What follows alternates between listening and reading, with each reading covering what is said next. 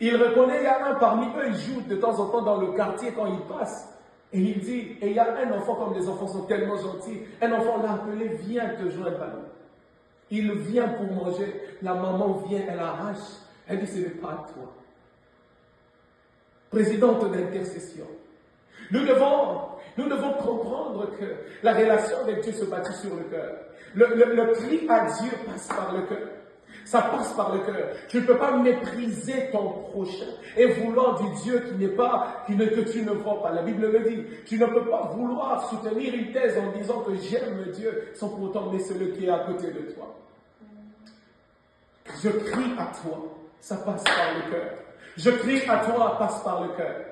Un cœur qui sait soutenir aussi les autres. Nous sommes dans un temps qui devient de plus en plus crucial.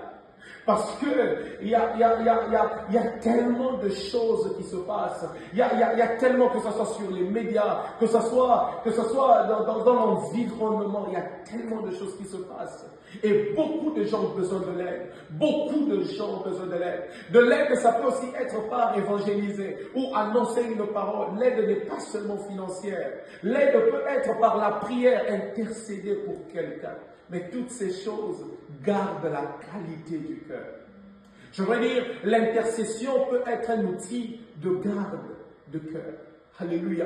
L'évangélisation peut aussi être un élément qui peut aider à garder le cœur. Parce qu'en le faisant, ça trahit une intention que l'autre soit bien. Alléluia. En le faisant, ça trahit une intention que je veux l'autre réussir. Nous ne pouvons pas nous appeler peuple de Dieu en espérant seulement en nous-mêmes, en regardant qu'en nous-mêmes. Il y a quelqu'un qui disait, moi ça me suffit, les autres ça ne me concerne pas. Moi ça me suffit, ça me suffit, les autres ça ne me concerne pas. J'ai envie de dire, l'alliance avec Dieu ne peut pas se faire de cette façon. Cette alliance avec Dieu et cette qualité du cœur qui doit accompagner ce cri à Dieu, ça doit se faire selon les marges de la Bible, selon les standards de Dieu. Et les standards de Dieu, l'Éternel dit, il est révélé dans Proverbe 4 plutôt que garde ton cœur plus que toute autre chose. C'est de là que couleront les eaux vives.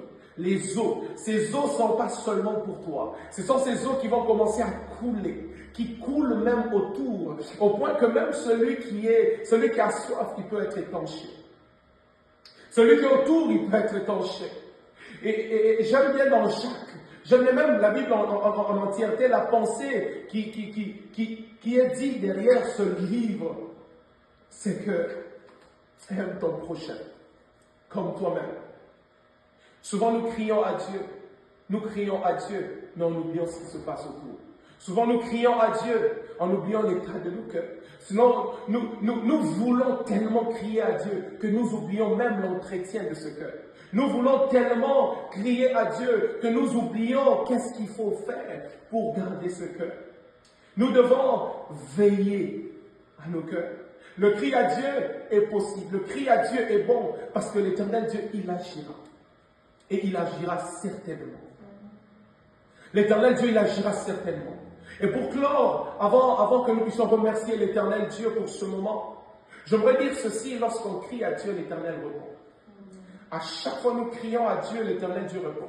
Mais seulement, l'Éternel Dieu, il n'est pas un Dieu qui fait du bien. Mais il est un Dieu qui fait ce qu'il fait est bon. Ok. Lorsque l'Éternel Dieu crée toute autre chose, il vit que toute chose était bonne. Depuis l'ancien temps, il s'agit de quelque chose qui est bon et non quelque chose qui est bien.